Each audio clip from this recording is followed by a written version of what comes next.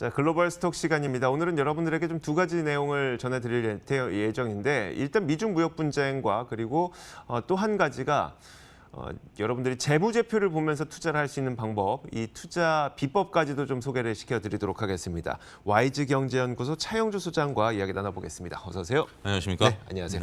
자, 먼저 미중부터 한번 가봐야 되겠죠.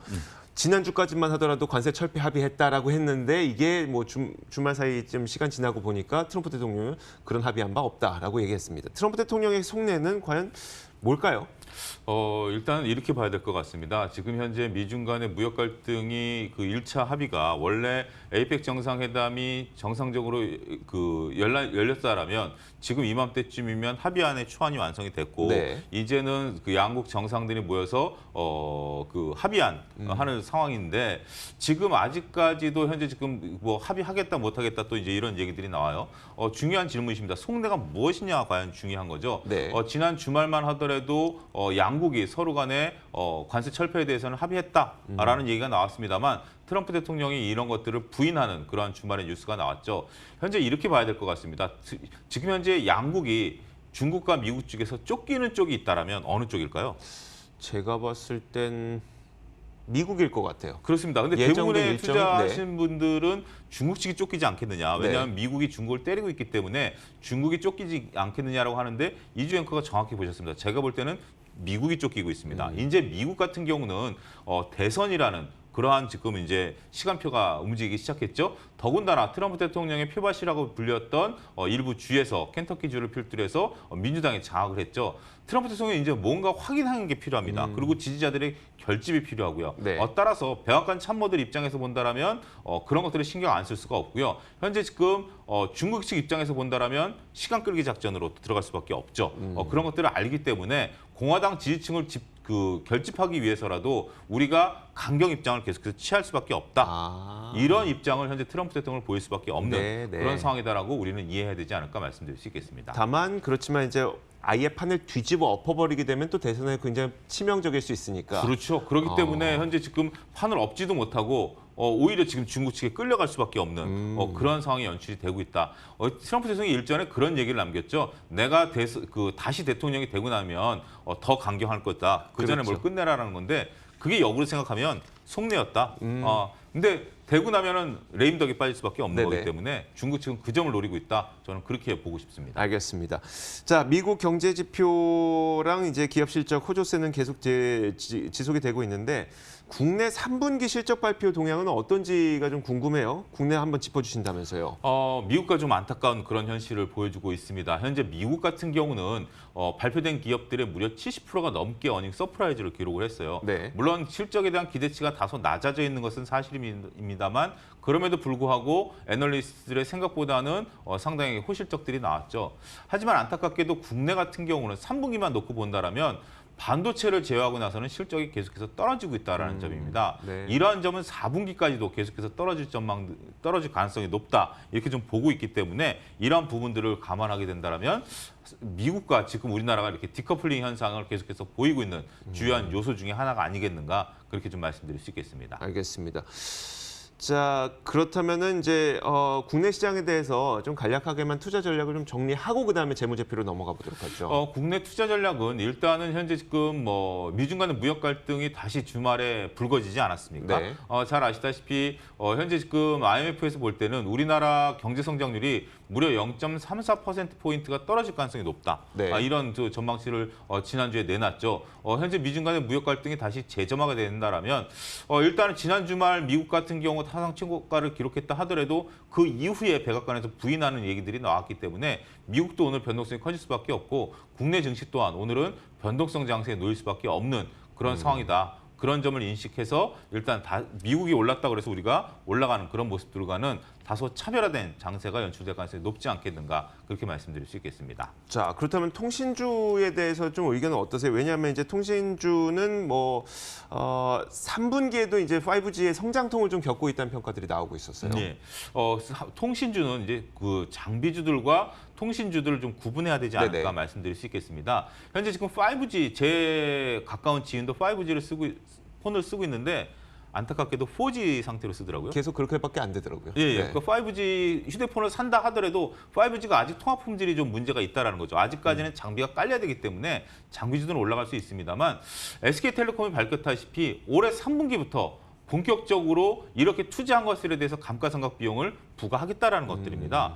따라서 가입자는 점진적으로 늘어나는 주위에 5G 쓰는 사람들을 보면 10명 중에 1명 될까 말까 네네. 뭐 이런 상황이기 때문에 가입자가 늘어나는 것은 그리고 또 저 같은 경우도 지금 휴대폰을 바꿀 시기가 도래했습니다. 네네. 2년이 넘었기 때문에 네. 하지만 5G를 바꿀 생각은 아직까지는 없습니다. 좀 더 지켜보고 바꾸겠다라는 것들인데 하지만 비용은 당장 부과가 되죠. 감가상각 비용이 부과가 되기 때문에 비용 부과로 인해서 이렇게 재무제표가 별로 좋아지지 않으면 기업들의 실적은 당분간 조금 멈출 수밖에 없다. 따라서 이러한 부분들도 우리가 자연스럽게 연결이 된다면 재무제표를 봐야만 그러니까요. 이렇게 기업들의 실적들을 우리가 가늠할 수 있다.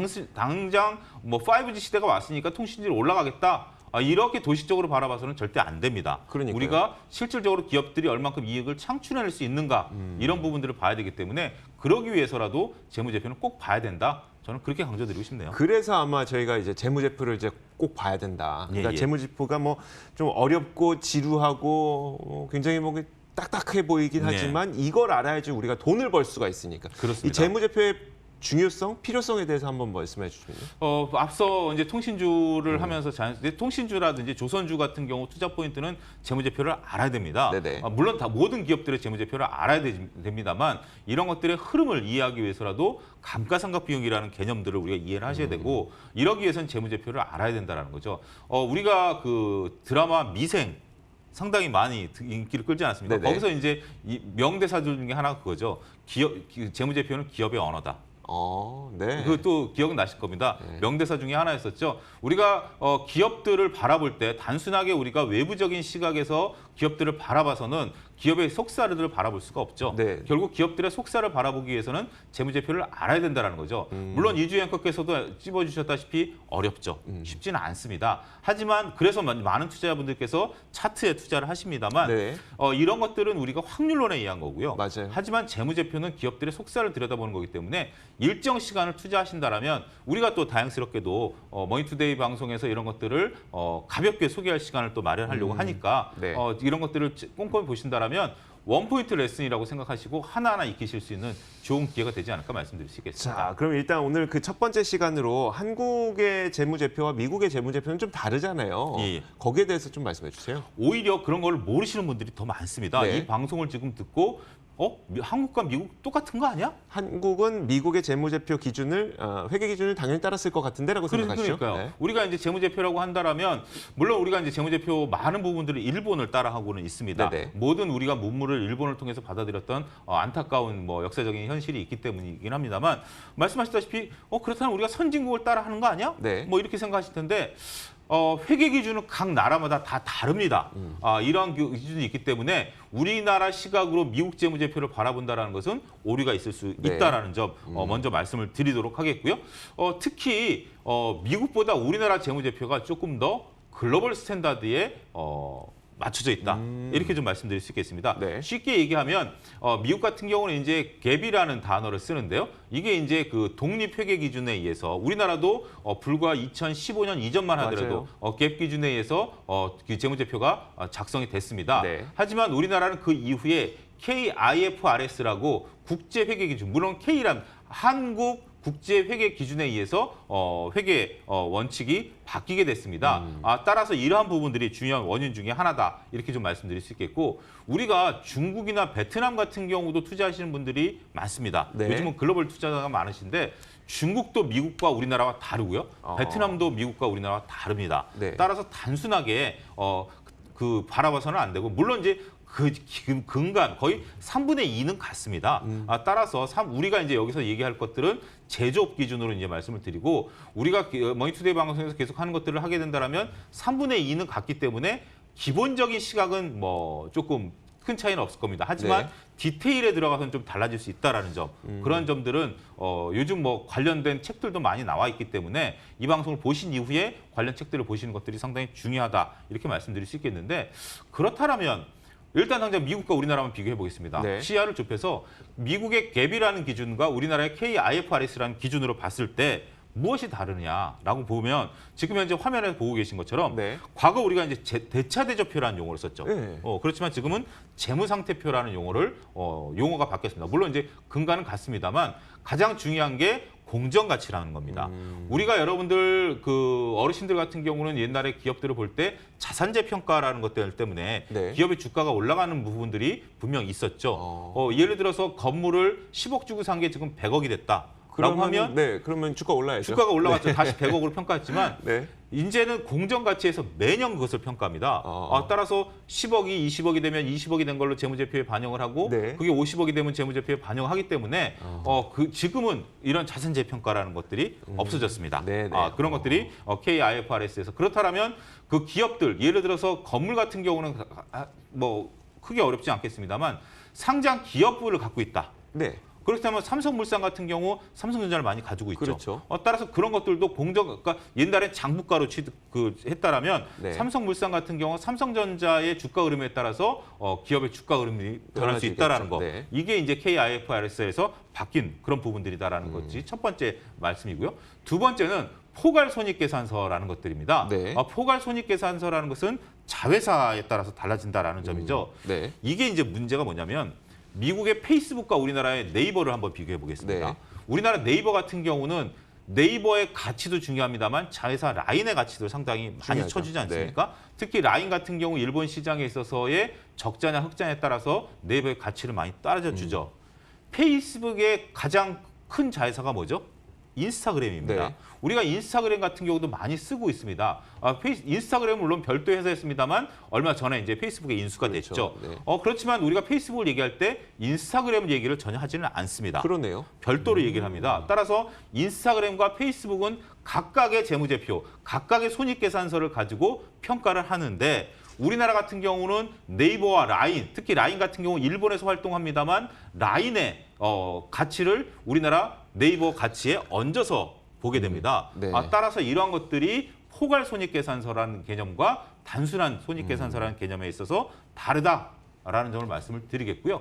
마지막으로 말씀드릴 수 있는 게 현금으로 표는 비슷합니다. 네. 주석이라는 사항들이 있습니다.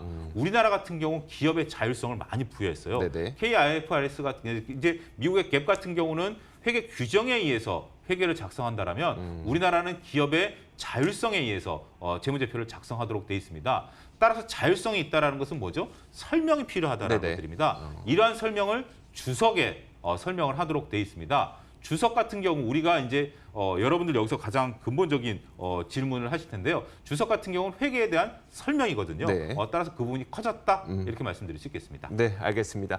자, 저희가 틈틈이 여러분들을 위해서 이 재무제표를 어떻게 봐야 되는 것인지 공부할 수 있는 시간을 원포인트 레슨으로 앞으로도 계속 마련하도록 하겠습니다. 지금까지 YG경제연구소 차영주 소장과 함께 이야기 나눠봤습니다. 고맙습니다. 감사합니다.